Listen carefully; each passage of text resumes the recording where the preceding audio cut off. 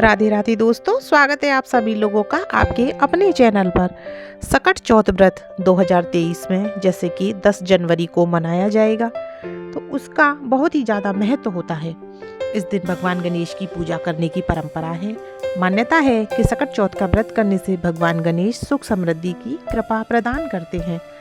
भगवान की पूजा करते समय अगर हम उस पूजा को पूरे विधि विधान से करें, जैसे कि शास्त्रों में बताया गया है, तो उसका फल अधिक से अधिक मात्रा में प्राप्त होता है। इसीलिए सकट चौथ की पूजा करते समय हमें उसकी पूजा विधि को पूर्ण रूप से मानना चाहिए।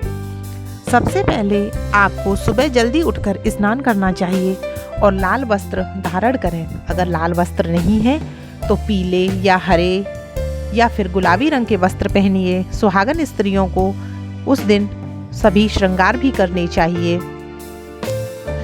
काले और नीले रंग के वस्त्र ना पहने, क्योंकि ये पूजा में निषेध माने जाते हैं। सकट चौथ के दिन भगवान गणेश की पूजा की जाती है, ये बात हमें माननी चाहिए और सुबह से ही भगवान गणेश का मन ही मन स्मरण और ध्यान करना चाहिए।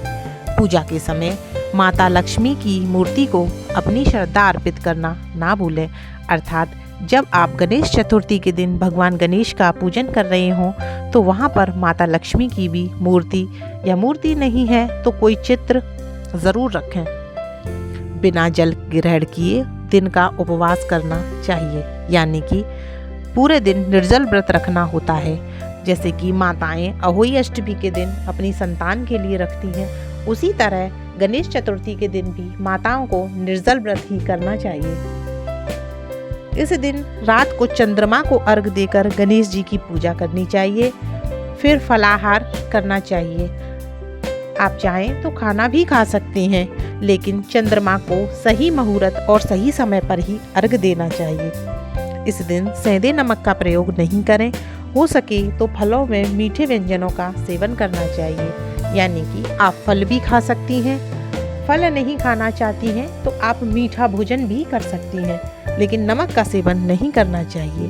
पूजा करते समय एक बात का विशेष ध्यान रखें कि गणेश मंत्रों का जाप 108 बार या 110 बार करें, या 111 बार। अगर नहीं कर सकती तो कम से कम 21 बार गणेश मंत्र का जाप पूजा करते समय जरूर करना चाहिए। भगवान गणेश को जो दूब घास होती है या जो दूर्वा घास होती है, उसकी 21 बंडल ज़रूर चढ़ाइए। छोटे छोटे बंडल आप बना लीजिए, और 21 बंडल नहीं बना पा रहे हैं तो आप 11 बंडल बना लीजिए और वो 11 बंडल भगवान गणेश को समर्पित कीजिए। संकट चतुर्थी के दिन आप तिल से बने वस्तुएं तो भगवान को भोग में देती ही हैं, लेकिन उसके अलावा आप गणेश भगवान को इस दिन लड्डुओं का भोग जरूर लगाइए, क्योंकि भगवान को लड्डू बहुत ही ज़्यादा प्रिय है। इस दिन भगवान गणेश को पान और सुपारी का भोग भी जरूर अर्पित करना चाहिए।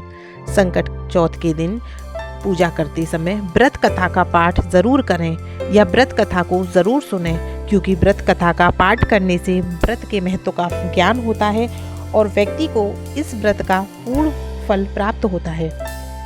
गणेश जी की पूजा करते समय उनकी मूर्ति या तस्वीर की ही पूजा करें, जिसमें उनकी सवारी मूषक की हो। अगर आपके पास ये नहीं है तो आप गणेश जी की वे तस्वीर या मूर्ति भी ले सकते हैं जिसमें वे भगवान शिव और माता पार्वती की गोद में बैठे हुए हैं। साथ ही चंद्रमा को जल अर्पित करने के बाद ही अपना व्रत खोलें, क्योंकि उससे पहले व्रत खोलना निषेध माना जाता है।